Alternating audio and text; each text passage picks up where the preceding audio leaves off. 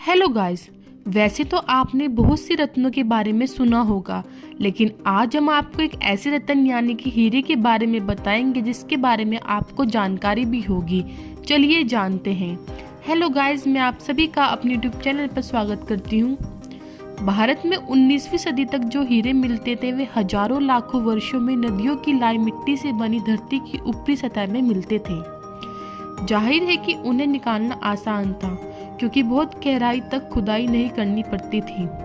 अब हो सकता है कि जियोलॉजी के लेवल पर मामला बदल गया हो सकता है कि अब भारत में हीरे कई ज़्यादा गहराई में ही मिले, यानी सतह के नीचे 500 मीटर से लेकर 1 किलोमीटर से ज़्यादा गहराई में। लेकिन पिछले 100 वर्षों में भारत में माइनिंग के मामले में कुछ खास प्रगति नहीं हुई है।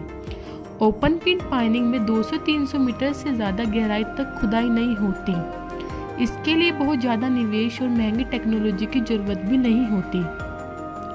अब अगर हम दूसरे देशों पर नज़र डालें तो पता चलता है कि वहाँ पर बहुत गहराई से खनिज निकालने का काम माइनिंग कंपनियाँ नहीं करती। यह काम एक्सप्लोरेशन कंपनियाँ करती हैं।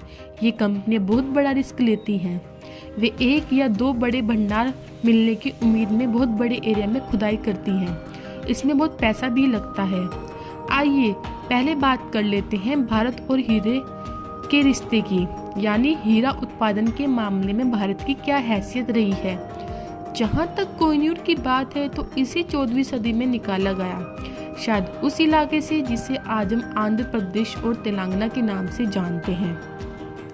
19वीं सदी के अंत तक पूरी दुनिया में केवल भारत की धरती ही हीरे उगलती थी।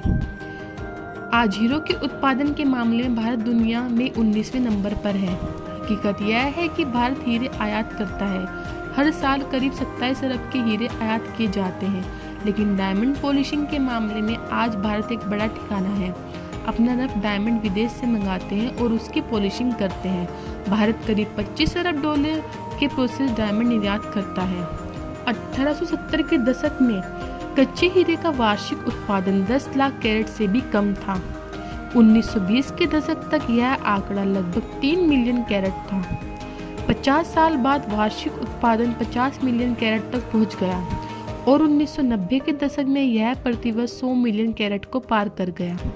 आधुनिक हीरा बाजार की कहानी वास्तव में अफ्रीकी महाद्वीप पर शुरू होती है। 1866 में दक्षिण अफ्रीका के क्रिम्बली में हीरे की खोज के साथ उद्यमी सेसिल रोड्स ने 22 साल बाद 1888 में De Beers consolidated mines limited की स्थापना की। 1900 तक के डी बियर्स ने दक्षिण अफ्रीका में अपनी खदानों के माध्यम से दुनिया के कच्चे हीरों के उत्पादन का अनुमानित 90% नियंत्रित किया। अब सवाल यह है कि भारत में ऐसा क्यों नहीं हो रहा है। यहाँ पर आता है पॉलिसियों का पहलू। भारत में साल 2015 में ऑक्शन की जो व्यवस्था शुरू की गई, वह उसे देखते हुए कंपनियां बड़ा रिस्क लेने से बचती हैं। इसके चलते अभी यह एक्सप्लोरेशन का काम केवल 2 सरकारी इकाइयां करती हैं। एक है जियोलॉजिकल सर्वे ऑफ इंडिया और दूसरी है मिलनन एक्सप्लोरेशन एंड कंसल्टेंसी लिमिटेड। लेकिन इन दोनों के पास ना तो ऐसी टेक्नोलॉजी है और ना ही इतना पैसा है कि बहुत गहराई से हीरे निकालने लायक खुदाई कर सके। अगर भारत को हीरे निकालने हैं तो बहुत गहराई से खनिज निकालने के लिए एक अलग पॉलिसी बनानी होगी। इसके दायरे में गोल्ड के अलावा कोबाल्ट और लिथियम जैसे खनिजों को भी लाना होगा। यह तो हुई जियोलॉजी और पॉलिसी की बात। अब चलते हैं ज्योग्राफी की ओर और देखते हैं कि इसमें किस तरह की दिक्कतें आती हैं। इसके एक उदाहरण से समझते हैं। भारत में हीरो के मामले में जो आखिर बड़ा भंडार मिला था वह मध्य प्रदेश के बंडर में है।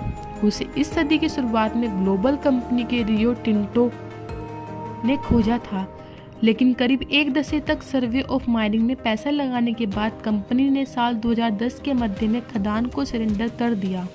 वजह थी कि पर्यावरण से जुड़े संगठनों की शिकायत। उनका कहना था कि खदान के पास ही टाइगर कॉरिडोर है, लेकिन वहाँ टाइगर कॉरिडोर होने के बाद तो भारत सरकार को तब भी पता थी जब उससे माइन का लीज जारी किया था।